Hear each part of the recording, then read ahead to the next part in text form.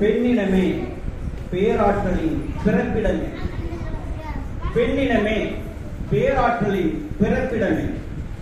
பெண்ணினத்தின் பேராற்றல் உலகம் அறியுமே. பெண்ணினத்தின் பேராற்றல் உலகம் அறியுமே. பிரபஞ்சத்தின் பேராற்றல் பெண்கள் உருவமே. பிரபஞ்சத்தின் பேராற்றல் பெண்கள் உருவமே. குடும்பத்திலே பெண்ணினமே தலைமை பீடமே.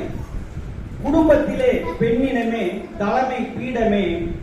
இல்லறத்தை நல்லறமாய் ஆக்கும் தெய்வமே. இல்லறத்தை நல்லறமாய் ஆக்கும் தெய்வமே. பெண்ணில்லாமல் மனித இனம் தோன்ற முடியுமா? பெண்ணில்லாமல் மனித இனம் தோன்ற முடியுமா? பெண் பேராற்றல் இல்லாமல் வாழ்க்கை ஏதமா? பெண் பேராற்றல் இல்லாமல் வாழ்க்கை ஏதமா? கண்ணில்லாமல் மனிதனுக்கு பார்வை கிடைக்குமா? கண்ணில்லாமல் மனிதனுக்கு பார்வை கிடைக்குமா? தாயில்லாமல் உயிருள்ள குழந்தை பிறக்குமா? தாயில்லாமல் உயிருள்ள குழந்தை பிறக்குமா? ஆணுக்கு இணையாக கல்வி கற்கிறாள். ஆகாயத்தில் விமானம் ஓட்டி செல்கிறாள். தொழில்துறையில் முதலிடத்தில் போட்டி போடுகிறாள். அரசியலில் வெற்றி கொண்டு ஆட்சி செய்கிறாள். ஆணுக்கு இணையாக கல்வி கற்கிறாள் பெண். ஆகாயத்தில் விமானம் ஓட்டி செல்கிறாள் பெண். தொழில்துறையில் முதலிடத்தில் போட்டி போடுகிறாள் பெண். அரசியலில் வெற்றி கொண்டு ஆட்சி செய்கிறாள் பெண். தாயாக பேணுகிறாள். பாட்டியாக கொஞ்சுகிறாள். தாரமாக வாழ்கிறாள்.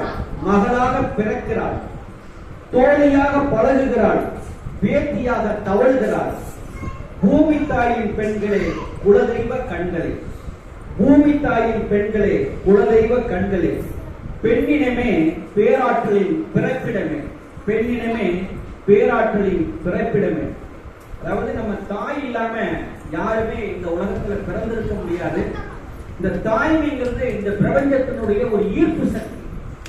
ஆண் இந்த பிரபஞ்சத்தினுடைய ஒரு விரிவு சக்தி. நம்ம எப்பயுமே வெளியே இருக்கக்கூடிய அவனுடைய கவனம் பூரா வெளியுலக இடத்திலேயே இருக்கும். ஆண்களுக்கு பெண்களுக்கு தான் அந்த குடும்ப உறவு நட்பு அது எல்லாமே. இந்த பிரபஞ்சம் ரெண்டு வகையா பிரியுது. ஒன்று சிவனாக, மற்றொன்று சக்தியாக. சிவனாக இருப்பது ஆண், இறைவெளியினுடைய விரிவு விரிவு விரிவு விசை. ஆனா பெண்ணாக இருப்பது ஈர்ப்பு விசை. அதுதான் இரு துருவங்களாக நம்ம வாழ்க்கையில நம்ம பார்க்கிறோம்.